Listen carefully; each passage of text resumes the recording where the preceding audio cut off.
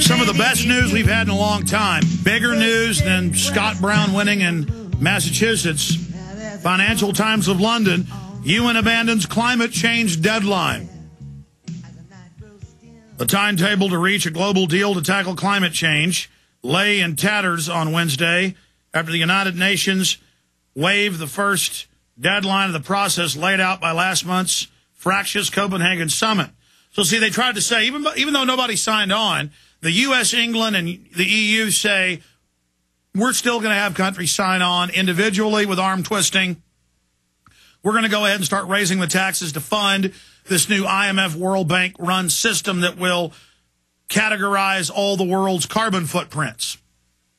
That is now falling apart. I mean, it is in burning, ruined, incinerated tatters, crashing and burning right now.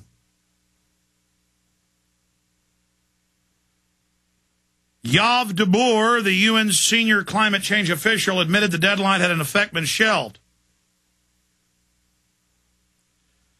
And it goes into how they're just annihilated. Again, the people know that carbon dioxide that plants breathe is an evil.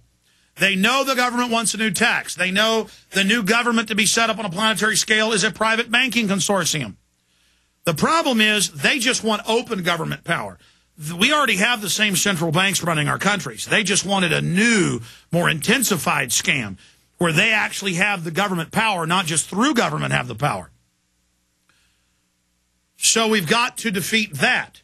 But everybody should celebrate this upcoming weekend. You know, toast your iced tea or whatever when you're at dinner, that we did it. We shot down Copenhagen. We shot down Coakley. We are shooting down the government health care bill. It is very close to being defeated. Democrats are saying they're not going to vote for it now. But the Republicans are saying, oh, we'll do a compromise. Just get rid of abortion. So you better concentrate on those Republicans, the few that voted for it, and the, quote, conservative Democrats, and say, no, health care isn't broken. You got 25 million people that are uninsured. Through charity care, they already get care. That's another lie, as Ron Paul has said. It's all a fraud. A video editor 6 years ago, self-employed, he had to have a surgery. Austin told him, go ahead and die.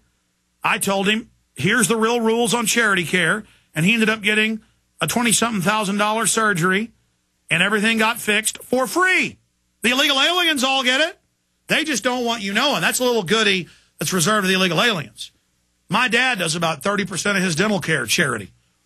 When you go to medical school, they tell you, you're going to do 30% of your health care as charity. You understand?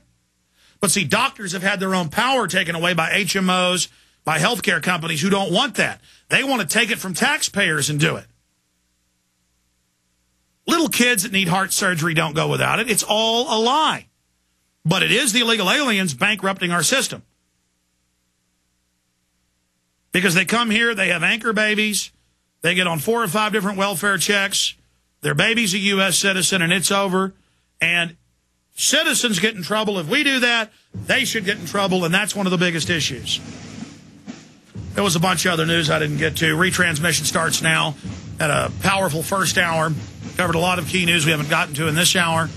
And we'll be back tomorrow, of course, 11 a.m. and back Sunday, 4 to 6 p.m. We'll know more tomorrow online at Infowars.com and PrisonPlanet.com.